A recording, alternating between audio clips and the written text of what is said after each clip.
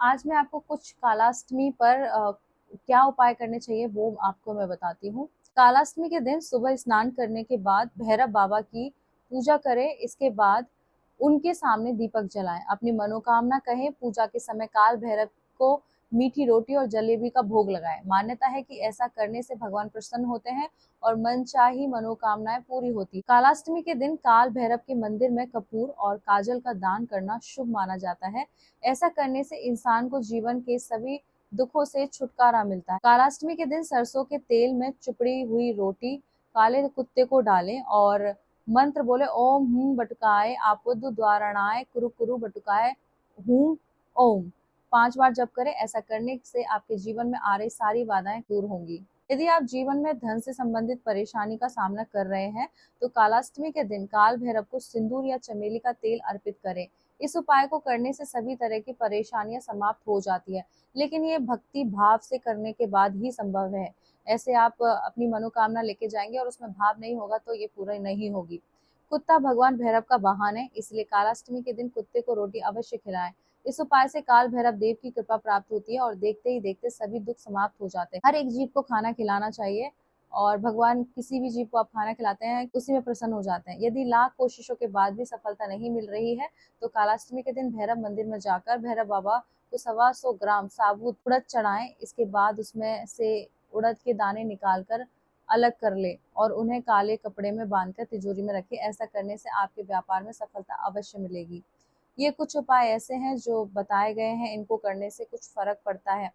कार्तिक या किसी भी मास की कालाष्टमी के दिन प्रातः स्नान कर मन शांत करें, फिर उड़द दाल के पकौड़े कच्चे सरसों के तेल में बनाएं। पकौड़े बनाते समय ओम काल भैरवाय नमः मंत्र जपते रहें। अब बिना किसी से बात किए मौन रखते हुए घर से निकले। रास्ते में जो पहला कुत्ता दिखे उसे प्रेम पूर्वक वह पकौड़े खिलाएं। पीछे मुड़कर न देखें। ऐसा करने से भैरव जी प्रसन्न होते हैं, नकारात्मक ऊर्जा या भय बाधाएं दूर होती हैं। ये सब करने से आपके जीवन में पॉजिटिविटी आती है और जब पॉजिटिविटी आती है तो आपके कुछ विकार खत्म होते हैं और शुद्धता जब शुरू होती है तो आपके जीवन में सब शुभ होता है। अगर आपको किसी प्रकार का भय बना रहता है तो उससे छुटकारा पाने के लिए कालाष्टमी के दिन भैरव जी के चरणों में काले रंग का धागा रखें। इसे 5 मिनट तक वही रहने दें और इस दौरान ये मंत्र जपे ओम हूं बटुकाए आपदु द्वाराणाय कुरु कुरु बटुकाए हूं ओम। फिर 5 मिनट बाद उस धागे को उठाकर अपने दाहिनी पैर में बांध ले।